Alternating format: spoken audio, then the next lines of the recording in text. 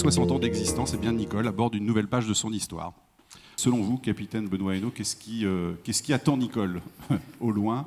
La mer sera-t-elle calme ou agitée, d'après vous?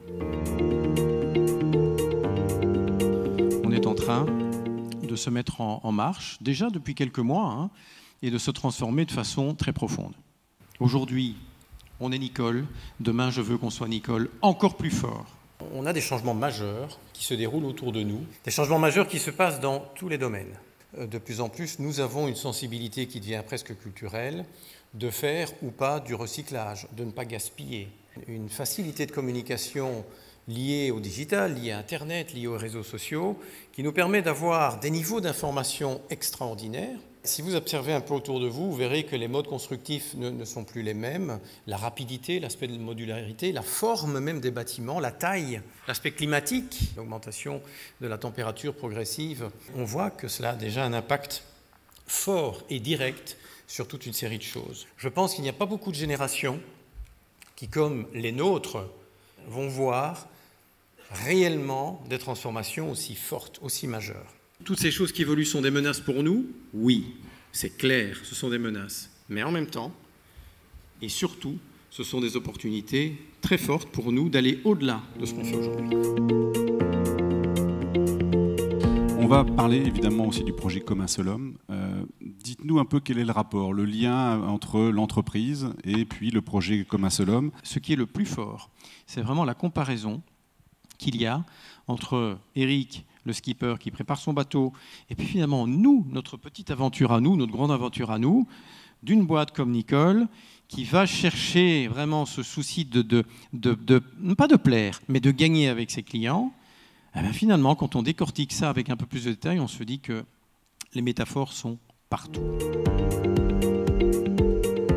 Eric, je vais te laisser quelques minutes parce que je voudrais que tu nous développes peut-être une contradiction, en tout cas c'est comme ça que je le vois. Tu parles de diversité, de vivre ensemble, et là tu pars sur une course en solitaire. Pour répondre à cette contradiction, il me faut quelques minutes, parce qu'il faut que je revienne 13 ans en arrière. Ça commence par une fête d'étudiants où j'ai la chance de rencontrer deux amis qui font les mêmes études que moi, et qui, je vais l'apprendre, ont le même rêve d'enfant, le même rêve de gosse en fait, qui est de faire le tour du monde à la voile. Quand on considère la chance qu'on a à 26 ans de mettre en place, de préparer le rêve de sa vie, on se dit qu'on n'a qu'une seule obligation, c'est de partager cette chance. Un de nous trois a deux cousins handicapés de naissance, que derrière ces deux cousins, en fait, il y a toute une association avec 45 familles, 45 jeunes adultes qui vont entrer dans un centre, et on se dit, ben voilà, le projet, c'est on va embarquer ces jeunes avec nous. Et le fait d'avoir pris cette décision un peu folle, en fait, ça a changé ma vie. Et quand je suis rentré, j'ai regardé la société dans laquelle je vis, et ce que j'ai vu en premier m'a pas plu. Et donc mon idée à ce moment-là, c'est de prouver à la société, aux entreprises, que le handicap est facteur d'innovation, de performance, et c'est surtout de la mixité, mixer des personnes valides et des personnes handicapées, qui va faire de la performance. Et en fait, c'est là est né Comme un seul homme. Me servir de cette course incroyable, le Vendée Globe, qui est une vitrine incroyable, un tuyau de communication incroyable, pour embarquer concrètement des entreprises avec moi dans ce changement de conscience. 14 entreprises aujourd'hui à bord, dont Nicole, et je voudrais encore te remercier Benoît pour avoir fait ce choix. On a créé un projet qui a pour vocation de changer un petit peu le monde par l'entreprise. Sur l'équipage, pour aller jusqu'à Maurice, on a décidé d'avoir dans l'équipe un équipier aveugle. Effectivement, le début a été très impressionnant. Il a fait beaucoup d'erreurs, surtout qu'on voulait qu'il barre comme tout le monde, on voulait qu'il fasse tout comme tout le monde. À tel point que moi, j'ai eu une mutinerie à bord un jour. Et en fait, il a fallu leur dire, regardez, en fait, sa performance augmente. Parce qu'Olivier avait envie de faire partie de cet équipage. Donc il s'était donné les moyens et il se concentrait énormément pour avoir le plus de sensations possibles. Et Olivier, il avait ce petit point aussi important, c'est que c'était l'homme le plus rapide en planche à voile aveugle. Il était obligé, à cause de son handicap, de développer une faculté extraordinaire qui a fait remonter la performance totale de l'équipe. Et ça, personne ne lui aurait donné sa chance s'il n'y avait pas eu le fait d'oser cette différence. Il y a vraiment une notion de courage d'avoir le courage de le faire, d'avoir le courage de prendre ce risque, ou ce qui est perçu comme un risque. Il n'est pas facile pour les sociétés qui se portent bien de se remettre en cause. Donc il faut un petit peu aller de l'avant, il faut se mettre dans une zone d'inconfort, il faut prendre des risques, oser et faire des choses qui nécessitent un peu de courage. Puis il y avait autre chose, il y avait DNA. Ces 3 lettres veulent dire développer le nouvel Aliaxis. Ici, le cœur du marché, ici, en France, c'est Nicole, c'est nous. C'est nous qui dirigeons, c'est nous qui emmenons les choses. Seul? Pas du tout, absolument pas. On a justement cette chance de pouvoir bénéficier de toute une série de supports, d'aides, d'expertise, etc., qu'on doit mettre en œuvre. Et je pense que là aussi, Eric, il y a pas mal de comparaisons, parce que je pense que le skipper qui dirige son bateau pendant toute une aventure, quelque part, il a aussi derrière lui toute une série de personnes qui l'aident beaucoup. C'est vrai, Eric, dû faire confiance, on imagine que dans tes différentes expériences, tu en as dû en avoir à chaque minute. Ça devait être nécessaire à chaque minute. Il faut repenser le faire confiance. On se focalise complètement sur la différence visible et on ignore en fait ce qui est le plus important, le fondamental, c'est les ressemblances invisibles. C'est-à-dire comment on partage le même projet, le même type d'engagement pour le même projet, pour l'entreprise. Et on ne sait plus faire confiance intelligemment. Et il est urgent aujourd'hui qu'on réapprenne à aller au-delà du visible pour toucher l'essentiel. Et donc je suis allé voir la Marine nationale pour leur demander de nous accompagner et leur dire, voilà, nous on va faire un beau projet humaniste, on va montrer, si la Marine nationale accepte d'être partenaire, que la Marine nationale est une institution humaine, en échange vous allez nous former à la survie et au sauvetage. Ils nous ont accueillis dans un centre qui s'appelle le CESAN, le centre d'entraînement à la survie et au sauvetage de l'aéronautique navale. C'est là où on forme tous les personnels qui volent dans la Marine nationale. Et la première journée, on était dans la piscine en train de se former, et là il y a les gradés qui commencent à arriver. Ok. En fait, je crois qu'on n'a jamais imaginé dans nos process de formation qu'on pouvait avoir quelqu'un qui se blesse après un crash. Et là, en fait, eux, en accueillant un truc qu'ils n'auraient jamais dû accueillir, une équipe de bras cassés, avec des blessés professionnels, ils se sont dit, mais là, on a une possibilité d'apprendre un truc exceptionnel. Et le lendemain, ils ont réquisitionné tout ce qu'il y avait de caméras sous-marines dans la Marine nationale, et vous seriez pointé dans la piscine à l'Envéoc Poulmic, vous n'auriez pas pu savoir qui étaient les formés et qui étaient les formateurs. C'était incroyable. Et ce qu'ils ont compris à ce moment-là, c'est que l'innovation ne vient que de la contrainte. L'innovation, je voudrais utiliser une image, parce que pour moi c'est tellement important. L'innovation, c'est notre oxygène. C'est-à-dire que si on n'en a pas, on meurt. C'est une certitude. Je dirais que la performance, c'est avant tout une affaire de partager tous les avis, et puis d'y aller. Et dans notre cas, on a aujourd'hui des services dédiés qui sont centralisés, qui sont dans d'autres pays ou qui sont au centre. On a nos services, nos experts. Eh bien, c'est de la réunion des deux, c'est de la discussion entre ces personnes-là que vont venir les meilleures solutions. La performance collective, c'est ce que tu disais, ça part de beaucoup plus bas, quitte à être parfois désespérant, parce qu'il faut mettre en place les codes, donc ça prend du temps. Et repenser le temps de la performance, c'est quelque chose de très important, ça prend du temps. Mais à partir du moment où on dit que chacun vient apporter quelque chose de spécifique et que chacun apporte le maximum de ses possibilités, on voit que cette performance collective ne cesse d'augmenter et à un moment, elle va doubler la performance immédiate. On dit que savoir s'entourer, c'est aussi une grande qualité. Et toi, pour préparer ce Vendée Globe, tu bénéficies des conseils du meilleur d'entre vous.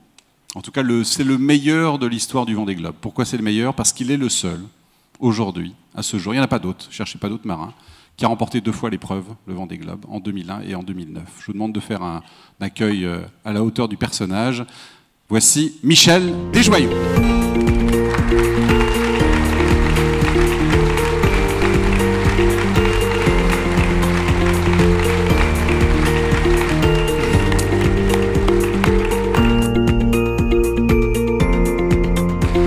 Michel, qui est le marin le plus titré en solitaire aujourd'hui et qui est aussi un chef d'entreprise, puisqu'il a créé, il y a 17 ans, une entreprise qui s'appelle Mer Agitée. Michel, il a remporté beaucoup de victoires. Il nous écoute depuis tout à l'heure et on sait que tu n'as pas la langue dans ta poche d'habitude, donc on a hâte de t'entendre.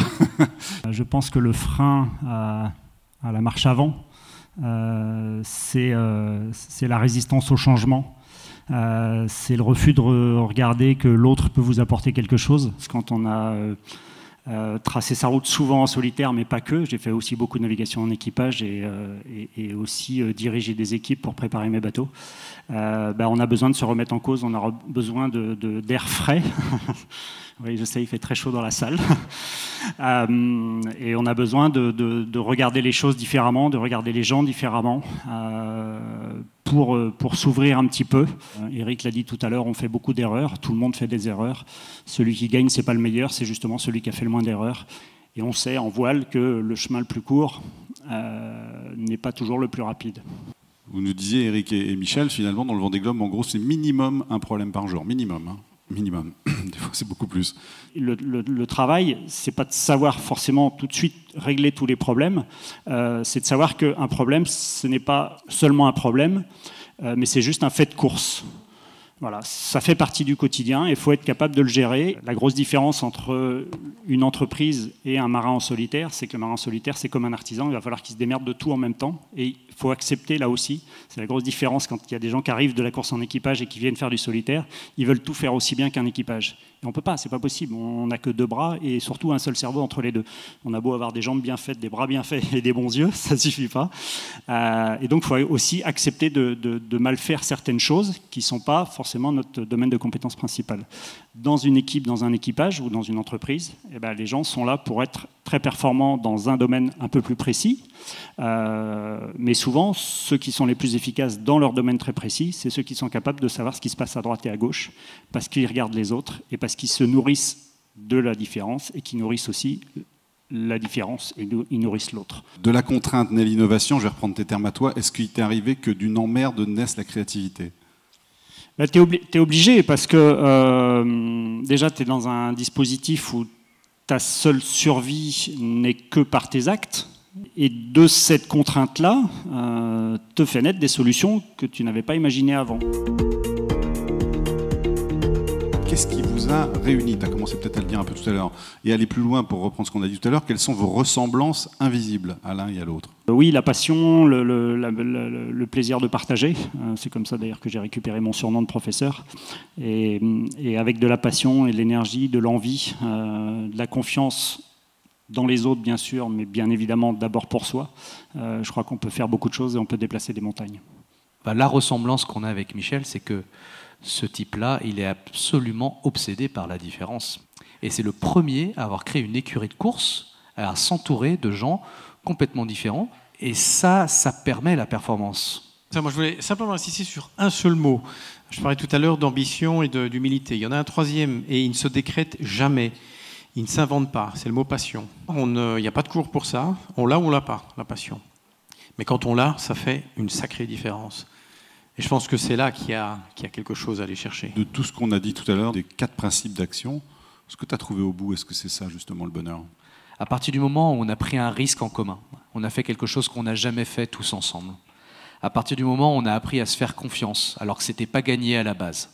À partir du moment où on a fait d'une contrainte, une innovation, quelque chose de nouveau. À partir du moment où on est parti de très loin, mais en fait, on a été les performeurs que personne n'attendait. Et qu'est-ce qui arrive quand on est une équipe qui a vécu ces 4 choses-là ? À la fin, on est fiers. On est fiers et on est heureux, parce qu'on sait que tout le monde a mis le maximum de ce qu'il avait en lui pour le groupe. Et donc la clé de tout ça, c'est le bonheur collectif. Ce serait quoi le bonheur chez Nicole alors ? La clé, c'est le bien-être. Et je dirais qu'aujourd'hui, pour nous, cette réunion-ci, ce n'est pas le point de départ. Parce que je vous l'ai dit, il y a déjà beaucoup de choses qui ont été mises en place. C'est un événement complètement exceptionnel. Mais on va être amené, on va faire dans les semaines, dans les mois qui viennent, toute une série de sessions un peu plus spécifiques où on rentrera évidemment plus en détail sur la traduction de ce grand projet, de ce projet DNA. Ça va faire partie maintenant de toutes les étapes qui vont venir.